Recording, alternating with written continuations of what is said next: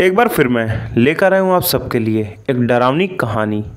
ये कहानी भी मिस्टर जेम्स की मशहूर कहानियों में से एक है, जिसे दुनिया भर में सुना गया है। तो कहानी को अंत तक ज़रूर सुनें और अगर कहानी पसंद आए तो लाइक और शेयर ज़रूर करें। साथ ही आप हमारे चैनल के प्लेलिस्ट में जाके और भी मज़ेदार कहानियाँ सुन सकते हैं। आज की कहानी का नाम है वो आखिरी कमरा। थॉमसन नाम का एक लेखक अपनी एक किताब लिख रहा था। उस किताब को पूरा करने के लिए उसे एक शांत जगह की ज़रूरत थी, जहां वो आराम से अपनी किताब को पूरा कर सके। शहर की भीड़ भाड़ से दूर जाके थॉमसन ने एक गांव में कुछ दिन रहने का फैसला किया। वहां पर थॉमसन ने एक मकान में एक कमरा किराए पर ले लिया। उस मकान के मालिक थे मिस्टर और मिसेस बैट। उन दोनों ने थॉमसन का स्वागत किया और कमरे की चाबियां थॉमसन को देते हुए कहा कि अगर आपको किसी भी चीज़ की ज़रूरत हो तो हमसे मांग लेना और मकान के दूसरे कमरों में बिना हमसे पूछे मत जाना। थॉमसन ने उनकी बात सुनकर हामी भरी और अपने कमरे में चला गया। अगले दिन थॉमसन घर से बाहर गांव में घूमने के लिए गया। उसे रास्ते में एक सफ़ेद पत्थर दिखाई दिया, जिससे सभी लोग दूर हटकर चल रहे थे। थॉमसन को ये बात थोड़ी अजीब लगी। वापस अपने मकान पर पहुंचकर थॉमसन ने मिस्टर और मिसेस बैट से उस सफ़ेद पत्थर के बारे में पूछा तो मिस्टर बैट ने बताया कि लोगों का मानना है कि वो पत्थर अभी शापित है। जो भी उसके आसपास से गुजरता है उसके साथ बुरी घटनाएं होना शुरू हो जाती हैं, इसलिए गांव के सभी लोग उस पत्थर से दूर भागते हैं। मिस्टर बैट ने थॉमसन को फिर उस रास्ते पर ना जाने की सलाह दी। इसके बाद थॉमसन अपनी किताब को पूरा करने में लग गया। कुछ दिनों तक तो सब सामान्य रहा। फिर एक दिन मिस्टर और मिसेस बैट को किसी काम से बाहर जाना था। मिस्टर बैट ने मकान की सभी चाबियाँ थॉमसन को दे दी, ताकि अगर थॉमसन को किसी चीज़ की ज़रूरत पड़े तो वो खुद ले सके। जाने से पहले मिस्टर बैट ने फिर एक बार थॉमसन को समझाया कि वो मकान के किसी भी कमरे को ना खोले।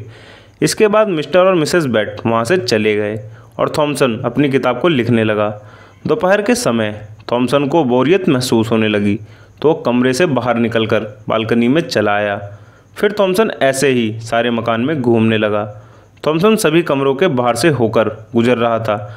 जब वो आखिरी कमरे के पास पहुंचा तो उसे कमरे में से किसी के चलने की आवाज़ें आने लगी। थॉमसन उस कमरे के दरवाजे पर पहुंचा तो उसे लगा जैसे कमरे में कोई चल रहा है। फिर थॉमसन ने सोचा शायद कमरे में चूहे दौड़ रहे हों। थॉमसन वहां से जाने लगा। तभी उसने सोचा क्यों ना एक बार कमरे में जाके ही देख लें। वैसे भी दिन का समय था तो डरने की कोई बात नहीं थी। थॉमसन सभी चाबियों को उस कमरे के ताले पर लगा के देखने लगा और आखिरकार वो दरवाज़ा खुल ही गया।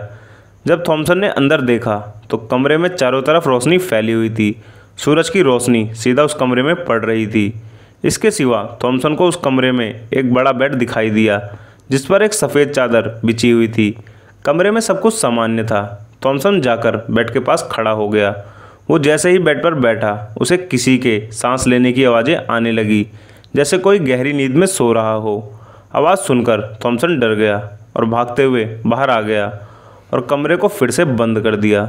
थॉमसन डरा हुआ था, पर वो अपने आप को समझा भी रहा था जो कुछ भी उसने सुना वो सब कुछ उसका वहम था।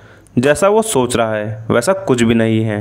अगले दिन मिस्टर और मिसेस बैट आ गए और थॉमसन अपनी किताब को लिखने में लग गया। थॉमसन फिर कई बार उस कमरे के पास से गुजरा, पर उसे कोई आवाज़ नहीं सुनाई दी। थॉमसन को अब पूरा यकीन हो गया था कि वो बस उसका वहम था। थॉमसन की किताब भी अब पूरी हो गई थी और अब वो शहर वापस जाने वाला था। जिस दिन थॉमसन शहर जाने वाला था, गाड़ी उसको ले जाने के लिए मकान के बाहर खड़ी थी। मिस्टर और मिसेस बैट थॉमसन को विदा करने के लिए खड़े थे। थॉमसन उनसे मिला और न जाने उसके दिमाग में क्या आया कि उसने मिस्टर बैट से मकान की चाबियां मांगी। उसने कहा कि वो जाने से पहले एक बार जाके देखना चाहता है कि कहीं उसका कोई सामान तो छूट नहीं गया है। मिस्टर बैट ने उसे चाबियां दे दी और थॉमसन चाबियां लेके उसी आखिरी कमरे की तरफ चल पड़ा। थॉमसन ने उस कमरे को खोला और अंदर ध्यान से देखा। वहाँ कुछ भी नहीं था। थॉमसन को खुद पर हंसी आने लगी और सोच रहा था कि वो कितना मूर्ख है जो बिना किसी वजह के डर रहा था। थॉमसन ऐसा सोचते हुए बेड के पास पहुंचा और जल्दी उसके चेहरे से सारी हंसी गायब हो गई। उसने देखा कि सफ़ेद चादर के ऊपर जैसे किसी का सर हो और थॉमसन के देखते देखते ही वो चादर हवा में लहराने लगी। चादर के गिरते ही थॉमसन को एक बजूका दिखा। थॉमसन ने और भी बजूके देखे थे, पर ऐसे लोहे की चेन से बंधा हुआ और खून से लथपथ बजूका उसने पहली बार देखा था। और उस बजूके को और भी डरावना बना रही थी उसकी आंखें, जो सुर्ख लाल और भयानक थी। वो बजूका थॉमसन की ओर बढ़ने लगा। थॉमसन ने अपने होश संभाले और वहाँ से भागा। कमरे से बाहर निकलकर थॉमसन सीढ़ियों से गिरता हुआ नीचे पहुँचा। गिरने की आवाज़ सुनकर मिस्टर और मिसेस बेट बाहर आ गए। थॉमसन की हालत देखकर वो पूरी कहानी समझ गए। फिर उन्होंने थॉमसन से कहा कि हम तुम्हें सारी कहानी बताएंगे, पर तुम एक शब्द भी इसके बारे में किसी से नहीं कहोगे और चुपचाप यहाँ से निकल जाओगे। थॉमसन ने उनकी बात मान ली। फिर मिस्टर बेट ने बताया कि बहुत समय पहले इस मकान में एक रईस आदमी रहा करता था। एक बार वो ढेर सारा पैसा लेकर शहर से वापस आ रहा था। रास्ते में उसे गांव के कुछ बदमाश मिल गए।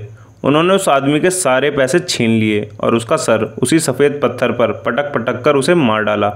उन्होंने उसे चेन से बांधकर उसका बजूका बना के गांव के एक खेत में टांग दिया था। तब से लेकर आज तक उसकी आत्मा इसी मकान में भटक रही है। वो किसी को भी परेशान नहीं करता, बस वो हमेशा अपने बेड पर ही लेटा रहता है।